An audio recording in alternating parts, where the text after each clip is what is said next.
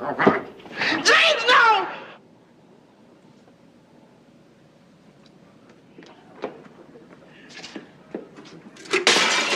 Damn! When it comes to 4-year-old Shania, Joey, you are not. You ain't shit. You just like your daddy. You don't do shit, and you never gonna amount to shit. It was great seeing you, son. You too. Lou, how come you don't want me, man? Day is here also, and we also have 5 other men. These men, collectively, have 87 children with 50 different women. With 50 different women. That is 137 people who are impacted by choices and decisions that you've made. No heat, no judgment.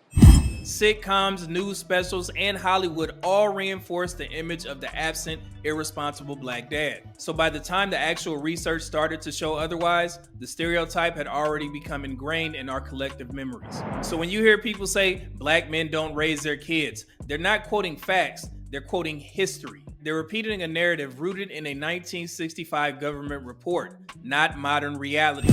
Now, let's fast forward to today. What do the numbers actually say?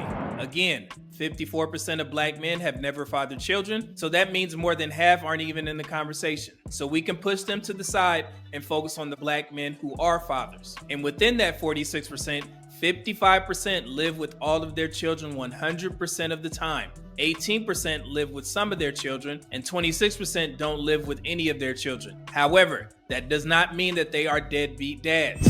So, when you focus on the fathers only, the majority of black dads are raising their kids. The deadbeat narrative does not hold up. So if the stereotype is false, what's the real issue? It's non-marital childbearing, or in other words, children out of wedlock. According to the CDC and the NCHS, 61% of black women have mothered at least one child, and 69.3% of those births occurred outside of marriage. That means the majority of births in the black community aren't happening within marriage, and often with the same small percentage of men. Not just black men, all men. If the truth is so clear, why won't the community let go of the deadbeat myth? Continuing the deadbeat dad narrative, it deflects accountability. By blaming black men exclusively, we avoid examining the real issue: who women are choosing to procreate with. Many black women are having children outside of marriage with a small subset of men, and repeating the cycle that feeds into the stereotype. It sells. Social media thrives on outrage. Saying black men ain't shit or black men are trash drives clicks, comments, and engagement. It validates pain. For women who've had bad experiences, the stereotype feels like protection. It turns personal pain into a communal truth. Or in other words, it encourages trauma bonding amongst black women. It protects power. Politicians, activists, and media outlets gain leverage by keeping fatherlessness as the scapegoat. Shifting the focus to marital and procreation patterns forces accountability across the board, and also threatens that power. But if we want to break the cycle, we also have to address the solutions, especially for the 39% of black women who don't have children yet. Those women still have choices to protect themselves from becoming another out-of-wedlock statistic. Here's a couple of solutions for building better outcomes for black women in our families. Number 1, marriage before children. The single strongest way to reduce non-marital births is simple: get married first. Data consistently shows that children raised in 2-parent married households have better outcomes across the board. Number 2, protect against unwanted pregnancies. Birth control is not taboo. It's a tool. Women should use it if they are not ready for motherhood. Protecting yourself is not weakness, it's wisdom.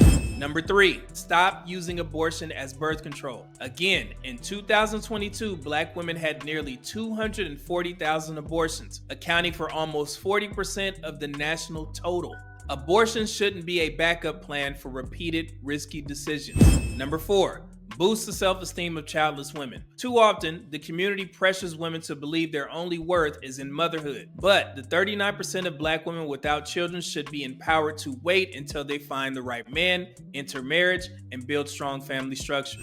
The real issue in our community isn't fatherlessness, it's the marriage and procreation patterns. But until we're ready to have that uncomfortable conversation, the deadbeat dad narrative will keep being recycled. Not because it's true, but because it's familiar. It's also profitable and convenient.